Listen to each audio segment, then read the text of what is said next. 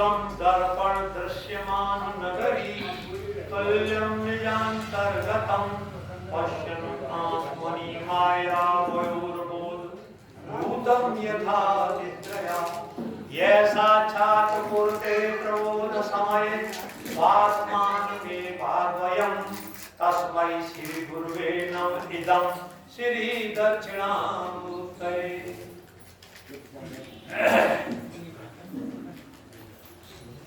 देखिए साहब, ये मेरा चर्चाएं तो बहुत होती हैं, पर एक मेरे समझ में आता है, किसी को बुरा लगे मैं छोटे में कह देता हूँ कि कहीं ऐसे ही रोजाना रामायण और गीता का पाठ चल रहा था, तो उसमें वैराग्य की बात आ गई। तो एक यात्री वहां से निकल रहा था, राजा घोड़े पे बैठ के, तो उनकी बात थोड़ा सुन ले। तो उसने बैठ के सुना, तो उसके दिमाग में ऐसा भरा कि वो तो घोड़ा छोड़ के चला गया। उसको इतना हो गया कि घोड़ा छोड़ के चला गया। अब लोगों ने जब समाप्त हुआ तो घोड़े को देखा, ये जो है घोड़ा किसका बना है? अरे वो यात्री आया था, चलो वहां चलेगा, उसको घोड़ा मिला नहीं। 1 साल 2 साल बाद फिर उसी रास्ते पर यात्री था, तो वो तो लौटा, और घोड़ा तो गायब हो गया होगा, कहीं इतने भूखा प्यासा कोई ले गया होगा। फिर उसने वही सुना कि राग द्वेष विक्तेषु विषयानिन्द्रियश्चरन् आत्मवशै विधि आत्मा प्रसादं अधिगच्छति। तो उसने ये कहा कि राग द्वेष से अगर बिल्कुल छूट जाए, यानी पूर्ण वैराग्यवान हो जाए और इंद्रियों को वश में कर ले, ये विषयों में न भागे, तो ये मान के चलो आत्मवशै, वही अपने आत्मा को, वही अपने मन को वश में कर सकता है, और मन को जिसने वश में कर लिया प्रसादम अधिगच्छति, वही अपने आत्म स्वरूप में प्राप्त हो जाएगा। इसमें कोई वो नहीं है। ये बात चल रही थी पहले, तब उसको वैराग हुआ, चला गया, और दोबारा भी आके उसने सत्ता सुनी, तो बाहर के चले गया, बड़े पक्के हो, वो तो छोड़े हो पाओ, कैसे ही बैठे हो, वो तो जाए कि सुनो का सुनो कि 2 साल बाद लौटने की इच्छा भैया, तो आता कैसे ही हो। तो भैया कहो अलग बात है, नेक अपने में परिवर्तन कर रहा हो। हाँ, ज्यादा पक्के मत बनो, सुन के मन इतना पक्का है जाए कि बाह्य रोज ना कहते रहे और बाह्य सुनते रहे और सुनाते रहे, तो जाए परंपरा की मत डालो, कछु जाको असर लाओ। देखो रामजी सिंह ने एक बहुत अच्छी बात कही कि कोई अपने मन में सत्संग ना करे, कोई अपने एकांत में सत्संग ना करे। वास्तविकता है, एक श्लोक है, एकांत वासा लव भोजन आदि मौनम निराशा करणावरोध है मुने रसे सरयणम सड़यते चित्ते प्रसादते जनयन्ति शीघ्रम। यानी जो एकांत में वास करता है, एकांत में वास करने का मतलब ये नहीं है कि अकेला चिंतन संसार पर, एकांत संसार का चिंतन तो होता है।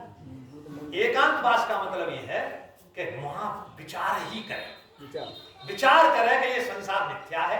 अब लोग संसार मिथ्या है और मैं जो मेरा स्वरूप है परमात्मा है वो सत्य है, ये विचार है। इस विचार के बिना आपका मार्ग आगे बढ़ ही नहीं सकता। इसको श्रवण और वेद शास्त्रों में श्रवण मनन और निधिध्यासन का है। यानी श्रवण मनन निधिध्यासन का मतलब पहले सुनो, फिर सुने हुए में विचार करो। यदि आपने सुन लिया और उस पर विचार नहीं किया तो आप ये मान के चलो कि उस श्रवण का कोई मतलब नहीं। सुने हुए का अगर विचार नहीं किया तो कोई मतलब नहीं है। इसलिए श्रवण और मनन होता है विचार।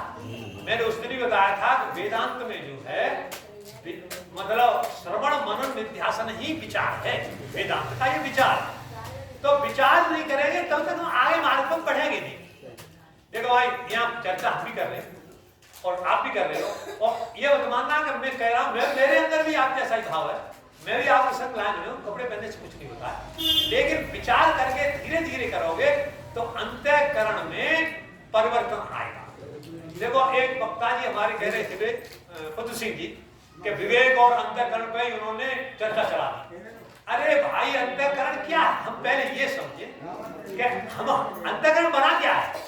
ये माया का 5 भूतों का ये शरीर है, चित्त जल पावक गगन सबीरा पंच रजते अधम शरीरा। अधम जागो अच्छा नाम बताया जो अच्छा अच्छा क्यों ना बताओ कि इसमें 9 द्वार हैं, 9 द्वारों से गंदगी निकलती है, इतना गंदा है ये। आप ये मान के चलिए, जहां तक श्वेत में बदबू आएगी, नाक में बदबू आएगी, आंसू में आप कीचड़ आएगा, आंखों में बदबू आएगी, मुंह से बदबू आएगी, कानों में ठेक निकलेगी और मूत्र और इत्यादि ये निकलते हैं, ये सब इसके द्वार हैं 9। अब इनमें से गंदगी निकलती है, लेकिन हम इसको सजाने में लगे रहते हैं। बदबू मारा तो क्रीम पाउडर लगा लेते हैं, बाहर सफेद है और कीचड़ निकले तो काजल लगा लेते हैं, यानी इसको तो करते हैं। तो इसका मतलब ये है शुद्ध तो करते हैं इसको स्वच्छ कहते हैं, लेकिन ये है तो पवित्र ही। अब इस पवित्र को पवित्रता कब मिलेगी? इस पवित्र को पवित्रता तब मिलेगी जब हम ये समझने लगेंगे कि ये संसार अनात्म पदार्थ है, ये सब बेकार है, सब दुख रूप है, क्लेश रूप है, इसको कुछ नहीं है, केवल हमारा स्वरूप ही ये वेदांत का। एक देखो मुंडक के उपनिषद में एक सूत्र आया है कि वेदांत विज्ञान सुनिश्चितार्थ संन्यास योगाद्यत सत्व चित्त सत्व और सत्वा ते ब्रह्म लोकेषु परांत काले परामृता परमुच्यन्ते सर्वे। यानी वेदांत विज्ञान, वेदांत का विज्ञान क्या है? मैं मनुष्य, ये 5 शरीर हाथ पैरों का ये मनुष्य नहीं हूं, मेरा तो अंदर ये स्वरूप है, वो है, मैं तो वो हूं शुद्ध स्वरूप, इसमें कोई चिंतन नहीं, इसमें कोई वो नहीं। तो ये विज्ञान, वेदांत विज्ञान, ये वेदांत का विज्ञान है कि जीव ब्रह्म की एकता ही वेदांत का विज्ञान है। यानी जो जीव हम बने बैठे हैं, अब इसमें जीव क्या है?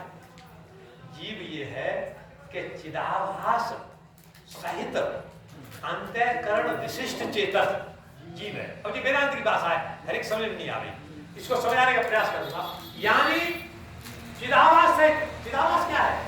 जैसे शीशा में हम अपना प्रतिबिंब देखते, ऐसे ही चेतन आत्मा का कूटस्थता, इस व्यष्टि शरीर में कूटस्थ बोलते हैं उसे, जो समष्टि शरीर में ब्रह्म या चेतन बोल दो, आत्मा बोल दो, ये कूटस्थ का बुद्धि में प्रतिबिंब पड़ता है और उसमें हमारा ये स्वरूप चेहरा चमकता है, जैसे शीशा में चमकता है।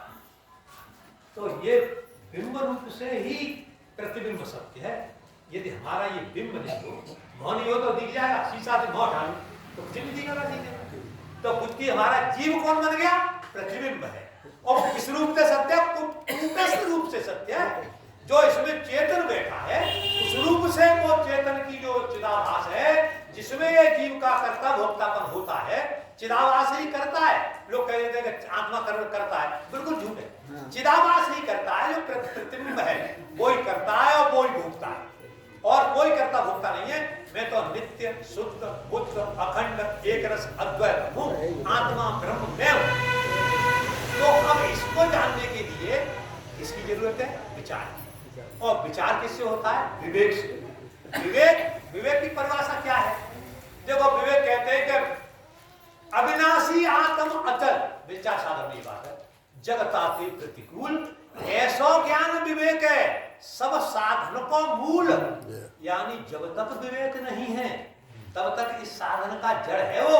अगर ये विवेक नहीं है आपको, तो आप ये मान के चलिए कि इस साधन में हम क्या कुछ करते हैं लेकिन चल नहीं पाएंगे, और जब इसमें आगे नहीं चल पाएंगे तो अगले कोई तजाब करो, सत्संग भी नहीं करें, आगे नहीं चल पाएंगे। कब विवेक बात है ना?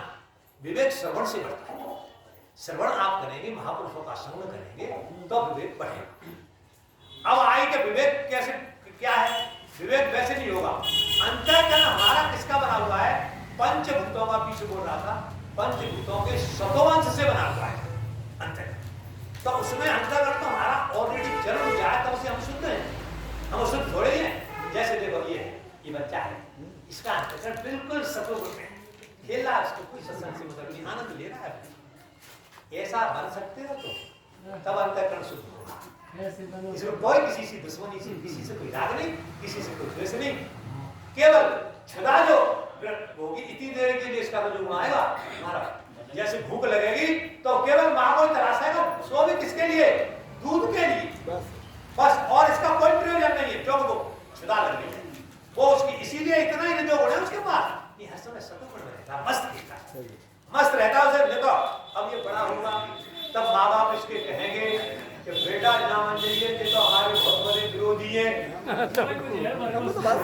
आज ये तो विरोधी थे तो दुश्मन है बेटा मामन जी ये तो वे गाले को भूल में चला जाए वालों के सके क्यों के संग मत खेले ये दुश्मन के बेटा हैं और बेटा ऐसा करिए जैसे करिए अब ये बड़ा होता जा रहा है इसमें दुश्मनी यानी द्वेष और राग अपने का जे हमारे आगे बाहर में खेलवे जाए जे हमारे भैया तो राग द्वेष बढ़ना शुरू हो गया अब राग द्वेष बढ़ना शुरू हो गया तो अंतःकरण गंदा होने लगा वहीं से गंदा होने लगा अंतःकरण जो सतोगुण था ओम पूर्णमदः पूर्णमिदं पूर्णात् पूर्णमुदच्यते पूर्णस्य पूर्णमादाय पूर्णमेवावशिष्यते ओम शांति